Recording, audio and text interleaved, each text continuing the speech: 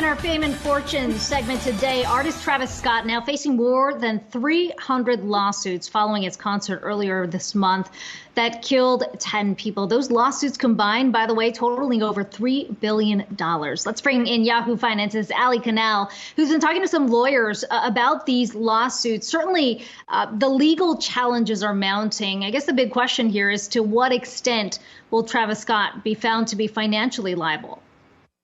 Yeah, and that was a big question that I wanted to uncover. As you mentioned, over 300 lawsuits totaling more than $3 billion. That's a lot of money. The latest one came on Thursday, a $2 billion lawsuit that was filed against Live Nation, Apple Music. Travis Scott was named in the Thursday lawsuit. There was also a suit filed earlier this week on Tuesday. And basically in that suit, they said that Travis Scott, due to his personality and his brand, his social media post, his lyrics, his past behavior at concerts, in 2015, he was arrested at Lollapalooza after encouraging fans to jump the barricade and storm the stage. So this is something that we've seen in the past at his concerts. It's never really a peaceful gathering, but the attorneys I talked to said that will not hold up in court. This all comes down to what Travis said and did that night in Astroworld. And right now, there really aren't any damning allegations against that. He would have had to specifically say something that incited or added to the violence.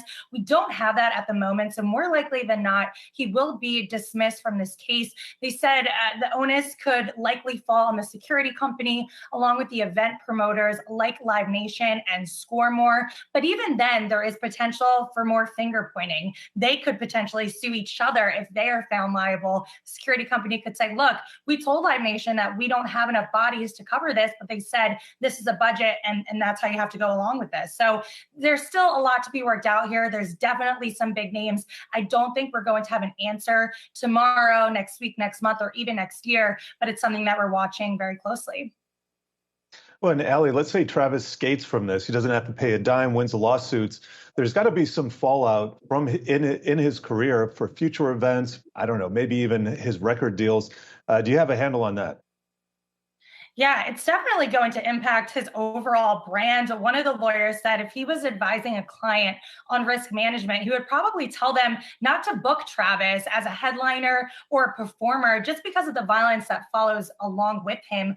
Alternatively, if he were to go and perform, the odds are is that he's going to need additional security detail.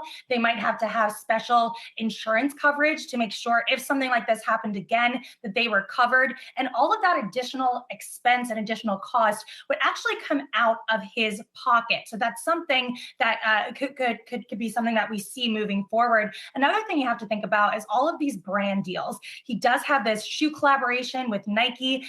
Earlier this week, they released a statement on their website saying that they would be postponing that collection out of respect for the victims.